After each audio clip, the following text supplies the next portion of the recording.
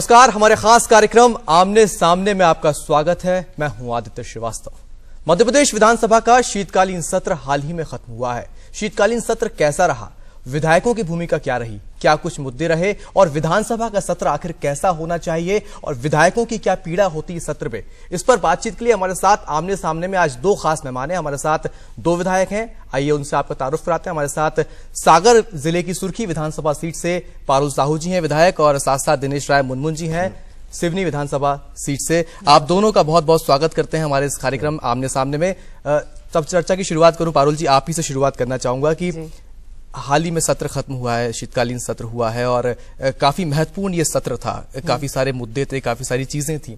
अगर बात की जाए सत्र से ही अगर मैं शुरुआत करूं तो आप क्या मानती हैं, सत्र कैसा रहा?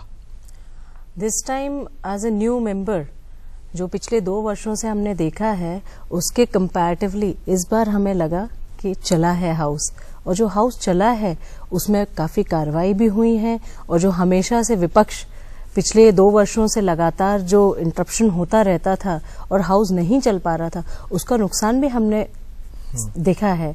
तो इस सेशन में जो हाउस चला है मुझे लगता है काफी बेहतर शांति तरीके से चला है।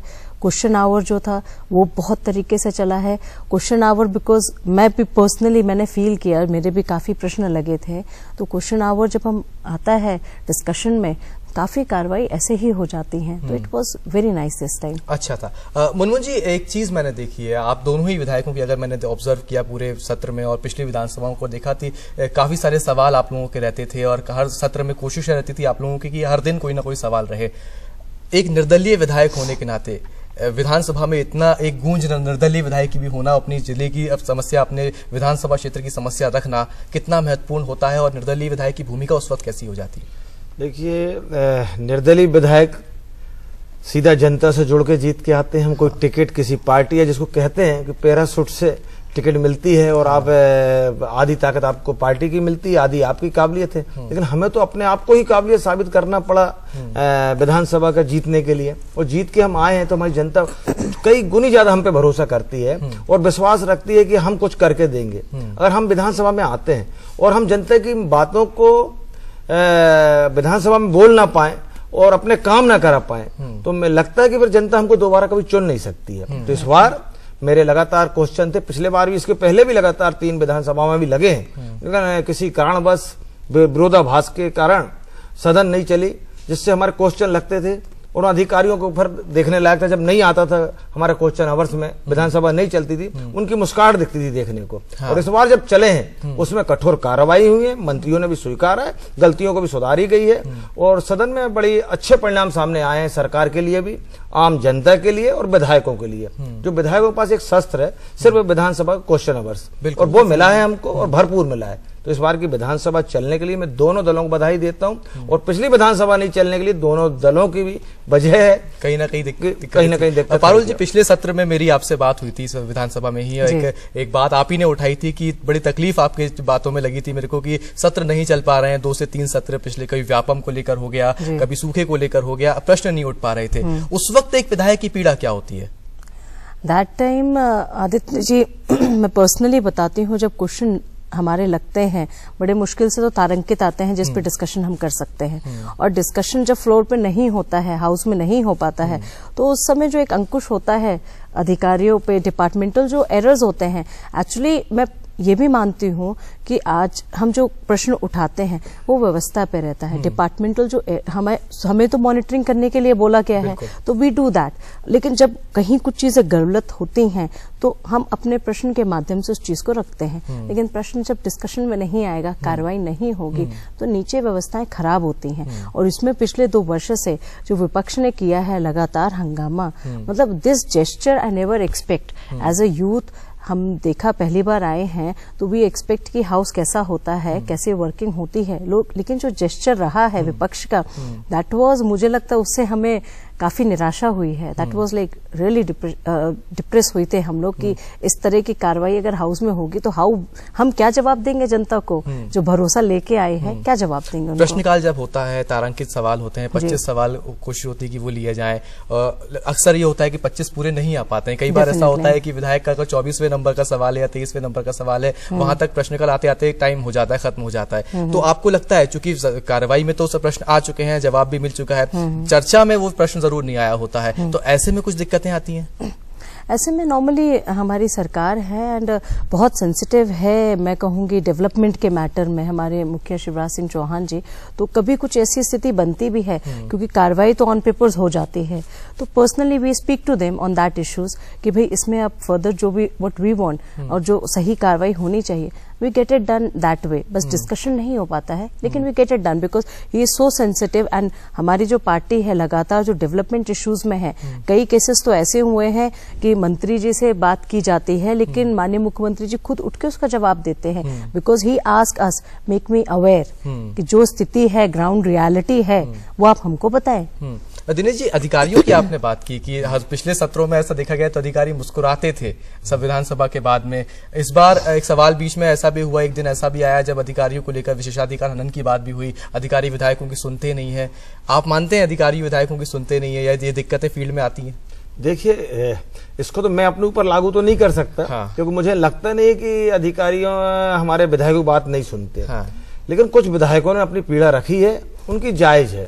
मैं तो ये मानता हूं अगर हम अपना व्यक्तिगत स्वार्थ छोड़ दें, हम जनहित के लिए अगर अधिकारी को बोलेंगे वो निश्चित ही हमारे काम सुनेगा और विधायकों का बात पर अमल भी होगा। लेकिन कहीं कहीं क्या होता है, हम अपने कार्यकर्ताओं को बचाने के लिए अधिकारियों के ऊपर दबाव डालते हैं, इनलीगल काम कराना चाहते हैं, तो उस तुलना में तो मैं मानता हूं कि उन विधायकों की कहा सुनी होती है और उनका ध्यान नहीं दिया जाता है। अच्छा दिनेश जी, एक चीज और आती है, जैसे मान लीजिए कोई बड़ा मुद्दा या सूखे का मुद्दा या व्यापम के मुद्दे पे बात चल रही होती है, हम देखते हैं कि दल के सारे विधायक उस बात को लेकर हंगामा करते हैं या चर्चा करते हैं। ऐसे में आपको नहीं लगता कि एक पर्टिकुलर विधायक की अगर बात की जाए तो उसकी बातें रह जाती हैं इस पूरे हंगामे के बीच में? बिल्कुल बिल्कुल बिल्कुल। इसमें मैं जब बोलना चाहूंगा, हमारे जो नए विधायक चुन के आए हैं, वास्तव में जैसे पारोल जी ने बोला कि हम लोग इसमें कहते थे हम सरस्वती मंदिर जी भगवान है हमारा विधानसभा, वहां हमको सीखने को आए थे, वहां से समझने को आए थे। लेकिन जब हम विधानसभा में आए, जो हमारे पुराने सदस्य माननीय बुजुर्ग हैं, उनकी जो बात करने का तरीका और रह रह के बीच में विवादित बयान देना और कार्रवाई को रोकना, उससे हमको ऐसा लगा कि हम सीखने नहीं आए, प्रबोधन की इनको जरूरत है, इन बुजुर्ग सदस्यों को जरूरत है, जो बार बार हमारे माननीय सदस्यों की बातों को सुनने नहीं दिया जाता है, उनकी अवहेलना करते। उनको ऐसा लगता है, मैं कहता हूँ कितने ही बुजुर्ग हो जाए, हमारे माननीय अभी राष्ट्रपति जी अभी रहे नहीं, अब्दुल कलाम जी, वो तो कहते हैं आखिरी दिन तक आपको सीखना चाहिए। और माननीय जो हमारे बुजुर्ग हैं, वो तो ऐसा लगता है कि वो सबसे ज्यादा ज्ञानी है, हम लोग अज्ञानी। नए सदस्य जो जीत के आए हैं, हम लोग कुछ नहीं समझते। क्या ये पीड़ा आपकी भी है? नहीं, मेरा मानना ऐसा नहीं है, सभी लोगों के ऊपर ये बात लागू नहीं होती है। कुछ ही लोग हैं, जब विपक्ष में हंगामा होता है तो विपक्ष की ओर से कई बातें आती हैं, तो विपक्ष में ही ये चीजें देखने को मिली है, लेकिन नॉट फॉर एवरीवन। कुछ स्पेसिफिक रहते हैं जो इस तरह की स्थिति बनती है, लेकिन ठीक है, हंगामे से फायदा किसी का नहीं होता, मुझे लगता है नुकसान होता है। हाउस का जो जनता का पैसा है, मुझे लगता है वो लॉस में जाता है। हम आते हैं, वो टाइम खराब होता है, साथ ही साथ जो हमारी डिमांड्स हैं, जो जनता की डिमांड है नवे हमारे माध्यम से, वो आ नहीं पाती हैं, तो उसमें ओवरऑल नुकसान है, मुझे लगता है। मैं अगर महिलाओं की बात करूं, विधानसभा में मैंने बड़ा अच्छा एक चीज इन दिनों में देख रहा हूं कि जो महिला विधायक हैं वो अपनी बात भी बड़ी ताकत से और बड़ी एक आवाज बुलंद करके वो अपनी बात रखती हैं और वाकईदा उनकी बात को सुना जाता है, उनकी बात पे अमल भी किया जाता है। ये जो एक सिनेरियो बदल रहा है विधानसभा के अंदर का, जो हम देख पा रहे हैं, इसको आप कैसे देख रही हैं?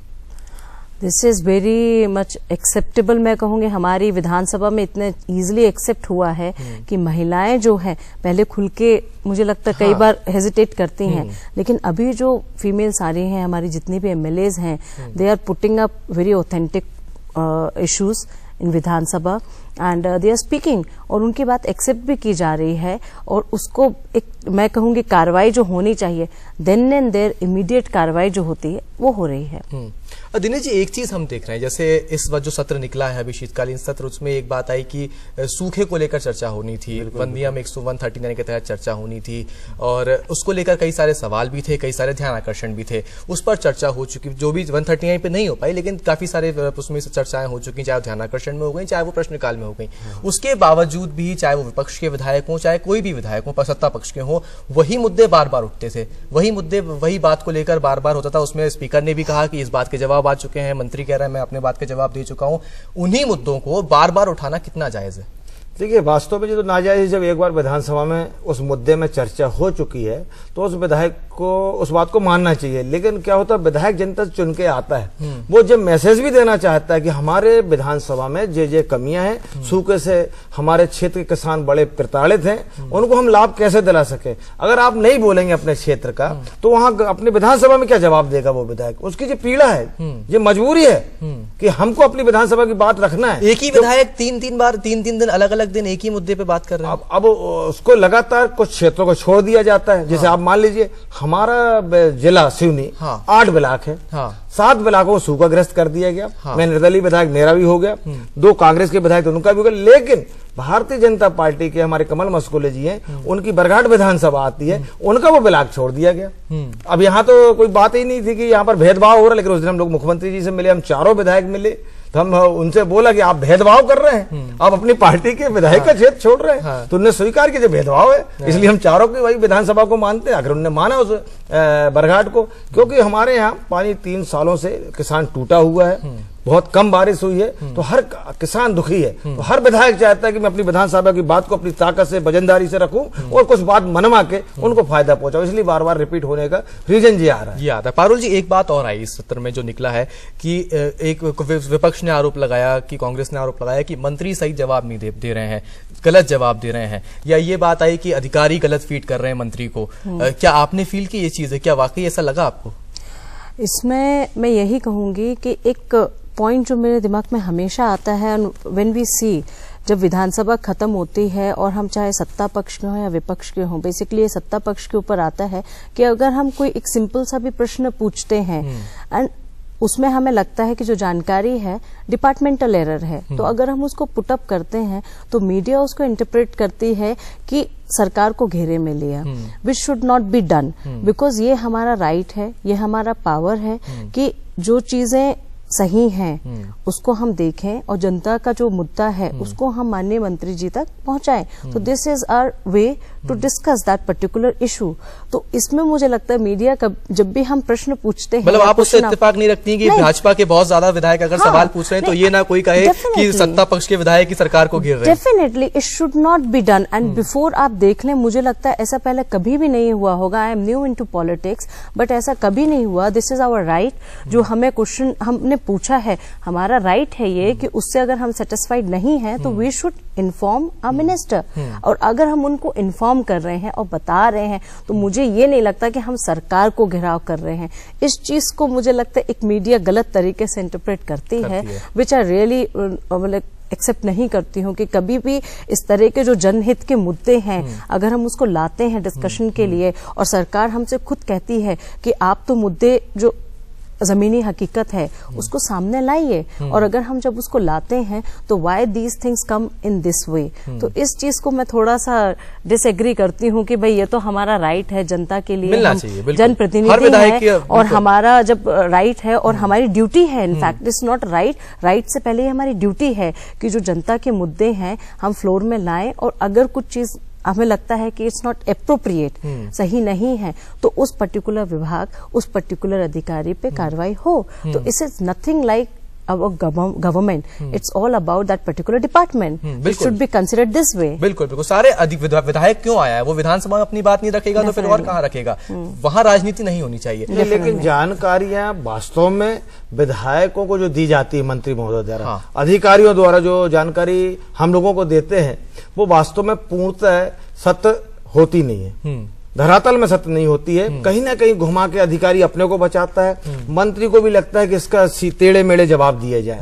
जब हम प्रश्नकाल में आते हैं तो उन जवाबों से हम संतुष्ट नहीं होते हैं। तो उसमें हम अपनी चर्चा मंत्री जी से करते हैं कि इसमें जो आपने जवाब दिया इसके पीछे हमारी मंशा ये है, हम अपने इस क्षेत्र के लिए ये काम चाहते थे, हम इस क्षेत्र के लिए ये समस्या है।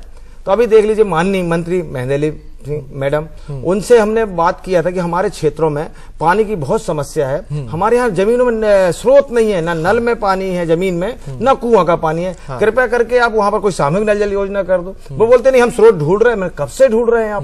10 साल से उस जगह में स्रोत नहीं है, जमीन में स्रोत ही नहीं है उन गाँव में, 206 गाँव में। तो नहीं हम ढूंढ लेंगे, हमका अभी उसका रास्ता मुख्यमंत्री ने दे दिया ना, उन्होंने कहा कि पीएचई को दे देंगे। लेकिन नहीं, वो मुद्दा है जो सेंसिटिव इशू आते हैं, अगर विपक्ष या निर्दलियों के पास से बात आती भी है तो मुझे लगता है इसमें माननीय मुख्यमंत्री जो एप्रोप्रिएट रास्ता है ही हिमसेल्फ वो आगे नहीं, इसमें वो मुद्दा नहीं है। इसमें क्या है, जिन गांव में पानी नहीं है उनके लिए विशेष नल जल योजना 30 किलोमीटर दूर भीमगढ़ बांध है हमारे यहाँ, वहां से शहर को पानी आता है, उसी से एक सामूहिक नल जल योजना की घोषणा मुख्यमंत्री जी ने की है।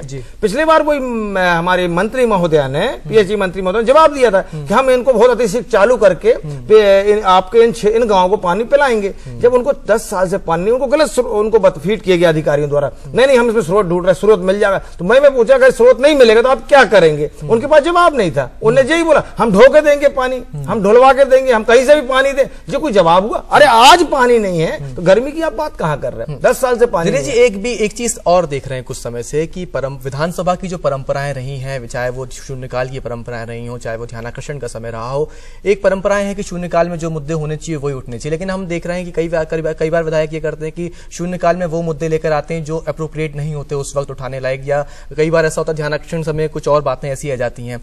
आप कितना मानते हैं कि वो परंपराएं कहीं ना कहीं भंग हो रही हैं? अब नहीं, बिल्कुल परंपराएं तोड़ी जा रही हैं इस बार में देखने में आ रहा है, और ये विशेषकर विपक्ष के कुछ साथियों द्वारा जानबूझकर अध्यक्ष महोदय असंधि से उनको समय दे देते हैं जिनका नाम नहीं होता है, लेकिन वो ऐसे मामले को उठाते हैं जो सदन में लाया नहीं जा सकता।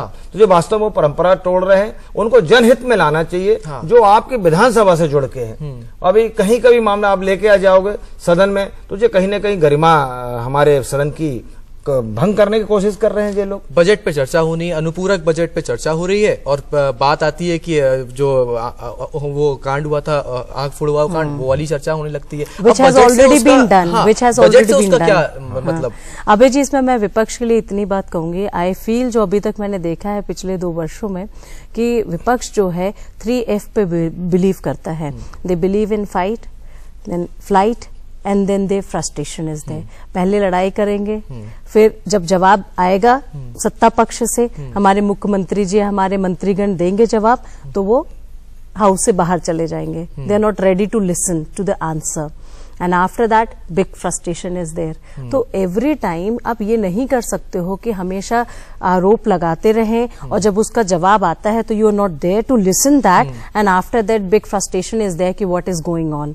तो इस तरह की स्थिति जो बनती है वो हमें विधायकों को और हाउस की गरिमा को भी ठेस पहुंचाता है, और एमएलए के जो पावर है, मैं कहूंगी जो राइट है जनता के लिए है, उसको बहुत कमजोर करता है। तो इस चीज में इम्प्रूवमेंट बहुत जरूरी था, और कम से कम मैं कहूंगी इस बार उन्होंने एटलीस्ट इस चीज की मर्यादा रखी, और उनको खुद को लगा, एक विधायक हमारे विपक्ष के थे, उन्होंने खुद कहा कि हमारी जो पावर है वो कम हो गई है क्योंकि विधानसभा हम चलने नहीं दे रहे हैं। संसदीय कार्य मंत्री ने भी कहा कि हम आभार व्यक्त करते हैं विपक्ष का। लेकिन मनमोहन जी, एक चीज और आती है कि विपक्ष के बिना तो चीजें, जब तक विपक्ष अपनी बात मजबूती से नहीं रखेगा, जब तक सदन चलना भी मुझे लगता है कि न्याय नहीं होगा। एक तरीके से विपक्ष भी अपनी बात रख रहा है, कहीं ना कहीं चीजें विपक्ष की भी हो रही हैं। आपको लगता है विपक्ष ने इस बार के सत्र में मजबूती के साथ अपनी बातें रखी हैं?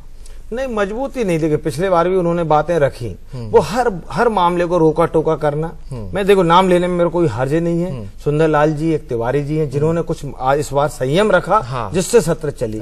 एक हमारे श्री रावत जी हैं, रामनिवास रावत जी, पूर्व मंत्री, वो भी। हम लोग जब बोलना चाहते हैं तो जी अपना उंगली उठा के खड़े हो जाते हैं। किसी भी मुद्दे में, मामला कोई और चल रहा है, कोई सदन के सदस्य का मामला है, ध्यान आकर्षण में है, शून्यकाल में बोल रहे हैं हम, या हम अपने क्वेश्चन आवर्स में बात कर रहे हैं, लेकिन इनको बीच में रोकना टोकना, इनको एक मानसिकता कुछ लोगों की बन गई है कि सदन में हम अपनी बात ज्यादा बोलें, हम अपने काम ज्यादा करें, हमको ऊपर राष्ट्रीय स्तर से हमको कुछ ऊपर पद मिलेगा या हम अपनी सरकार में बड़े ओहदेदार कहलाएंगे, उस तुलने में भी काम करते हैं। और इस बार में कह सकते हो कि ना हम पक्ष तरफ है ना विपक्ष तरफ है, हम दोनों की आलोचना करने में हमें कोई हर्ज नहीं है। लेकिन इस बार वास्तव में जैसे पारुल जी ने भी कहा है, माननीय मुख्यमंत्री जी ने कुछ संवेदनशील मामले को खुद आगे स्वीकार किया है। ये बहुत गरिमापूर्ण है, इस बार विधानसभा का वातावरण बना उनके बीच में आकर और उन मांगों को पूरा करना, ये वास्तव में बड़ी उपलब्धि है इस बार की विधानसभा उपलब्धि। और आप दोनों विधायकों को जब मैं ऑब्जर्व करता हूं ऊपर पत्रकार दीर्घा से बैठकर, मैं देखता हूं कि वाकई कुछ विधायक ऐसे हैं विधानसभा के अंदर जो मजबूती के साथ, जो गंभीरता के साथ अपने मुद्दे रखते हैं। पारुल जी, आप पहली बार की विधायक हैं और आप जब बात रखती हैं विधानसभा में तो लगता है कि हाँ, एक महिला जनप्रतिनिधि जब अपनी बात रख रही है तो हाँ, ऐसा होना चाहिए, एक आइडियल होना चाहिए। पारिवारिक भी पृष्ठभूमि आपकी राजनीतिक रही है पहले भी, क्या संस्कार राजनीति के लेवल पर अगर देखा जाए तो वो क्या आपको परिवार की तरफ से मिले हैं? My father was MLA previously, और राजनीति में मेरा कुछ अभी अनुभव पहले तो नहीं रहा था। मेरी एजुकेशन अब्रॉड से हुई है, मैं प्रोफेशनल माउंटेनर रही हूँ, तो हमेशा मेरे लाइफ में एक्सपीडिशंस और एडवेंचर्स रहे हैं। तो राजनीति भी मेरे लिए एक तरह से एक नया एडवेंचर है और एक बड़ा एक्सपीडिशन है, क्योंकि यहाँ मुझे लगता है जनता ने जो जिम्मेदारी दी है, एक बड़ा दायित्व है और एक विश्वास हमको किया है, तो उस विश्वास पे खरे कैसे उतरना है, very big challenge it is. तो उस चैलेंज को फुलफिल करने के लिए हमें जमीनी स्तर पे जाना पड़ता है और जो हकीकत में दिक्कतें हैं उनको हम अपने मुख्यमंत्री जी को बताते हैं। तो ये एक फेज है। साथ ही साथ जो मैं आपसे आज शेयर करना चाहूंगी कि एक भूमिका और जो बहुत महत्वपूर्ण है ग्रामीण स्तर पे, जो मैंने देखा है व्यक्तिगत, पहले गांव मुझे नहीं पता था किस तरह की स्थिति रहती थी, लेकिन आज जो सरपंच हमारे जो बनते हैं, इस चीज को मैंने एक बार डिस्कस भी किया था कि हमारे जो सरपंच पंचायत के चुनाव होते हैं तो उन लोगों का एक qualification should be fix, so that एक क्वालिफिकेशन उनका फिक्स हो जाएगा। तो एक लेवल, अगर जो महिलाएं हैं तो उनको परिवार के लोग पढ़ाने लगेंगे और महिलाएं अगर एजुकेटेड हैं तो वो अपनी बात स्वयं ऊपर तक रख पाएंगे। और कल के डेट में वहीं ग्रामीण स्तर से अगर हमारी महिला और एजुकेटेड महिलाएं ऊपर आती हैं, विधानसभा स्तर तक भी आती हैं, तो they can directly understand what is going on and they can take decision of their own. तो this thing is very important that नीचे स्तर पे मैं समझती हूँ होना चाहिए डेफिनेटली होना चाहिए। एक निर्दलीय विधायक होने के नाते, चूंकि जनता का समर्थन के बिना कोई एक विधायक जीत नहीं सकता वहां से, जनता के समर्थन की अगर बात की जाए, विधानसभा में जो आप उनकी बात रखते हैं तो जनता भी पूछती होगी कि क्या बात आपने रखी विधानसभा में? बिल्कुल बिल्कुल, हमारे हर मुद्दे पे जनता का ध्यान रहता है। हम जो मुद्दे लाते हैं, जो मुद्दे हम क्योंकि फील्ड में घूमते हैं, हम एक ऐसे विधायक हैं जो डोर टू डोर चलने वाले हैं। ऐसा कोई गांव का घर नहीं है जिसमें मैं चुनाव के पूर्व गया नहीं, और ऐसा कोई गांव नहीं है जिसमें अभी जीतने के बाद 2 बार 4 बार गया नहीं मैं। 2 बार तो मिनिमम, मैक्सिमम 10-10 बार तो हम जाते हैं, घूमते हैं, वहां की जो समस्याएं उनको लेके हम यहाँ पर आते हैं। जैसे हमारे यहाँ का 4 लाइन का बहुत बड़ा मुद्दा था, जिसमें माननीय मुख्यमंत्री जी के साथ जाके हमने उसकी समस्या का निराकरण किया। अभी कुछ काम रुका जिसके लिए माननीय मुख्यमंत्री जी ने पुनः बोला साथ में चलने का। एक हमारा PPP मूड का मेडिकल कॉलेज का था, फिर अभी लटक गया था आके, फिर उन्होंने कल निर्देश किया। अब हम संभाग चाहते हैं अपने सिवनी को, क्योंकि हमारा जो जिला है बीच में, हमारे जिले से बालाघाट, छिंदवाड़ा, मंडला और नरसिंहपुर आता है। हमारा सबसे मेन मुद्दा है कि संभाग अगर हमारा सिवनी को बनाया जाएगा तो हमारे क्षेत्र का डेवलपमेंट होगा। हमारा वैसे भी संवेदनशील जिला घोषित कर दिया गया, लेकिन उसके लिए कोई व्यवस्था नहीं की गई, पुलिस व्यवस्था है नहीं। जब कोई हमारे यहाँ कांड होता है, धार्मिक उन्माद के कारण हो जाए या सामाजिक किसी अफवाहों की वजह से, तो 2 घंटे लगते हैं वहां पर बटालियन बल को आने में। तो उसको जब 2 घंटा मिलता है उपद्रवियों को, उतने में वो शहर को तहस नहस करते हैं। वो बात हमने विधानसभा में रखी, उसको माना मुख्यमंत्री जी ने, 2 कंपनी बटालियन की व्यवस्था तत्काल उन्होंने की। तो विधानसभा चलने से हम क्षेत्रीय जनों की समस्या हल करते हैं। जैसे हमारे यहाँ एक पेच नहर आ रही है माछा गोरा बांध की, उससे हमारे शहर का विधानसभा का काफी क्षेत्र को सिंचित करने का पूर्व में उसका पूरा प्राकलन तैयार होकर एक समस्या अगर मैं आप बात करूं, क्योंकि अब साल का अंत हो रहा है, नया साल आने वाला है, अब नए साल में नया सत्र होगा, तब हम मुलाकात होगी हमारी। कोई एक ऐसा समय, मेरे पास कम है, 2 मिनट का वक्त बचा है, मैं आप दोनों से चाहूंगा कि ऐसा कोई एक मुद्दा जो आपको लगता है कि इस साल जो सबसे मुख्य समस्या है आपके क्षेत्र की और अगले साल जो नया साल आने वाला है उसमें वो पूरी होने की आप उम्मीद रखते हैं? मैं संभाग चाहता हूं कि मेरे जिले को संभाग बना दिया जाए, उससे हमारे क्षेत्र का पूरा विकास हो जाएगा। और जो हमारे क्षेत्र की जो अभी बाकी बची हुई है, एक गोपालगंज क्षेत्र का लाल माटी क्षेत्र है, उसका पेंच का पानी वहां पहुंच जाए। कलार बाकी का भी हमको विधानसभा में सैंक्शन मिल गई है, उसका टेंडर हो गया। और मैं चाहूंगा कि अगले क्षेत्र में हमारे सभी क्षेत्र किसान हरे भरे रहें, जिसके लिए पूरे स्रोतों में पानी पहुंच जाए। इसके अलावा हमारा और ज्यादा है नहीं, और आएगा तत्कालीन जो व्यवस्थाएं लेनी है रोजगार के, उसके लिए। अरुल जी, आपके क्षेत्र की अगर बात की जाए विधानसभा की, तो कोई ऐसा मुद्दा हो जनता की बड़ी मांग है कि हाँ वो पूरा होना चाहिए, और एक विधायक होने के नाते आप लगता है आपको कि मैं इस साल पूरा कर लूं? मेरे क्षेत्र में कुछ बेल्ट ऐसा है जो काफी ड्राई है, तो उसमें मेरा यही मानना है कि ज्यादा से ज्यादा हमारा लैंड सिंचित हो। तो उसके लिए अभी एक योजना भी थी, माननीय मुख्यमंत्री जी को बताई थी मैंने, उसमें 125 करोड़ की परियोजना है, वो मध्यम सिंचाई परियोजना है, वो भी स्वीकृत हो गई है और तत्काल उसमें काम भी शुरू हो जाएगा। और आने वाले साल में वो जल्दी कंप्लीट हो, जिससे 10,500 एकड़ जगह सिंचित होगी। और इसके अलावा भी मैं इसी में ही फोकस करूंगी, बिकॉज आई फील कि अगर किसान मजबूत है तो वो संपन्न होता है तो ऑटोमेटिकली सारे जो सिस्टम है नीचे से ऊपर तक इकोनॉमी हमारी जो बूस्ट होती है किसानों से ही होती है। तो I will focus on that, and आने वाले सालों में आई विश ऐसी और परियोजना I will come with it, and CM को बताऊंगी तो उसको करेंगे वो। तो हमारे साथ दो विधायक थे शीतकालीन सत्र में, जिनकी महत्वपूर्ण भूमिका के साथ को निभाते हुए उन्होंने अपने क्षेत्र की समस्याएं रखी, अपने मुद्दे रखे, अपनी बातें रखी। इस कार्यक्रम के जरिए, आमने सामने कार्यक्रम के जरिए हमारी कोशिश थी आप तक ये बात पहुंचाने की कि किस तरीके से सत्र के दौरान, विधानसभा के दौरान किन मुद्दों का ख्याल रखा जाए, किन बातों का ख्याल रखा जाए, और सत्र कैसे चल रहा था और कैसे चलना चाहिए, और विधायकों की किस तरह की भूमिका होनी चाहिए। इस पर बातचीत की। हमारे इस खास कार्यक्रम में इतना ही। अगले हफ्ते फिर हाजिर होंगे किसी नए मुद्दे के साथ, किसी नई शख्सियत के साथ। तब तक लीजिए इजाजत। नमस्कार।